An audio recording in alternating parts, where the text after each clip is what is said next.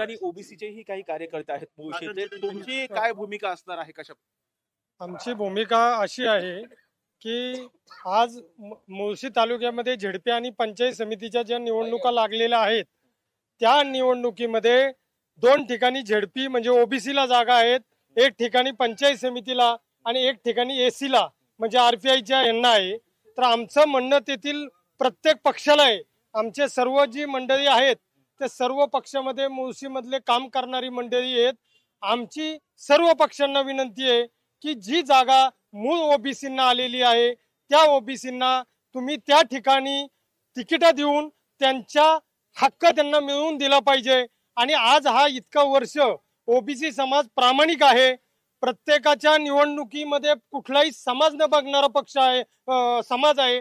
त्या ठिकाणी जर ही लोक प्रामाणिकपणाने 10-10, 20-20 वर्ष जर काम करत असतील एखाद्या पक्षामध्ये आणि जर त्या ठिकाणी जर त्याला न्याय मिळत नसेल तर हा ओबीसीवर आणि आमचे जे आरपीआयचे काही घटक आहेत, आमचे एसीचे काही आमचे बांधव आहेत, ह्या सर्वांवर कुठंतरी अन्याय होतो. ह्यांनी आवाज उठवायचा की बाबा जर ओबीसीला मूळ ओबीसीला तिकीट दिलं तर त्यांना मतदान होणार नाही, तो निवडून येणार नाही. तर माझी संपूर्ण आज मीडियालाही या ठिकाणी विनंती आहे की आज जो मूळ ओबीसी आहे, बाबासाहेब आंबेडकरांनी घटनेमध्ये ते आरक्षण दिले, जसं आता ससाने साहेबांनी सांगितलं की मेन बापानी ह्या सर्वांचा बाप बाबासाहेब आंबेडकर आहेत. आणि आंबेडकर साहेबांनी जे त्या काळामध्ये सर्वे करून जो मागासलेला समाज आहे, ज्याला या निवडणूक प्रक्रियेमध्ये राजकारणामध्ये येता येत नाही, त्या समाजाला न्याय दिला पाहिजे, त्यांना त्या प्रक्रियेत आणलं पाहिजे. मला एक सांगा की आता हा जो जी आर काढलेला आहे 2 सप्टेंबरचा, त्यामुळे कुठेतरी मूळ ओबीसींवर निवडणुकीमध्ये अन्याय होईल असं वाटतं? खूप अन्याय झालेला आहे आणि तो अन्यायाची पुनरावृत्ती न व्हावी आणि आपल्या न्याय हक्कासाठी जागा भरण्यासाठी ओबीसी बहुजन महासंघ, 12 बलुतेदार आणि सर्वांनी मिळून आजपर्यंत आम्ही ज्या पक्षात काम करतोय 20-25 वर्ष काम करतोय आम्ही त्यावेळेस आम्हाला ओबीसी चालतो, त्यांना ओबीसी चालतो.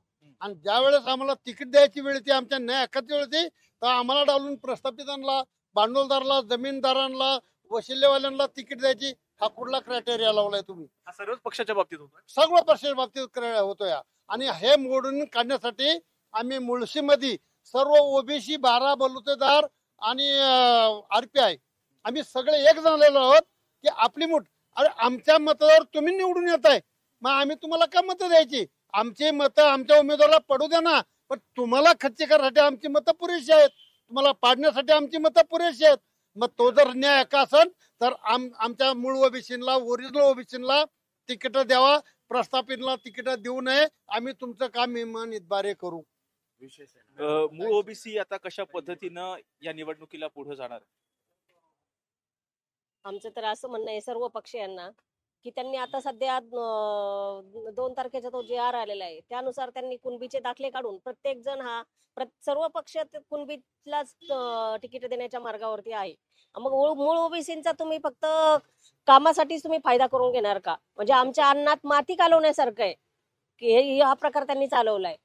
तर मूळ ओबीसी या निर्णय प्रक्रियेत आम्ही त्यांना दाखवून देणार आहोत. आमचा जसा मुळशी पॅटर्न पिक्चर झाला होता त्याप्रमाणे आम्ही राजकीय मुळशी पॅटर्न हा त्यांना दाखवून देणार आहोत. मुळशीमध्ये कशा पद्धतीचे तुम्ही सगळे ओबीसी समाज जो आहे तो भूमिका घेणार? 12 बलुतेदार, वंजारी, धनगर, माळी, आरपीआय सगळ्या पक्षांना बरोबर घेऊन आम्ही हे संघटन बांधले आणि आम्ही आता सगळे गावोगाव जाऊन प्रचार करणार आहोत. ओबीसी संघटित होण्याचं महत्त्व सांगणार आहोत. प्रचाराचे मुद्दे आमचे हे असे असणार आहेत आणि निवडणूक प्रक्रियेत आम्ही सहभागी होणार आहोत. 9च्या 9 जागावर आमच्या उमेदवार उभे करणार आहोत.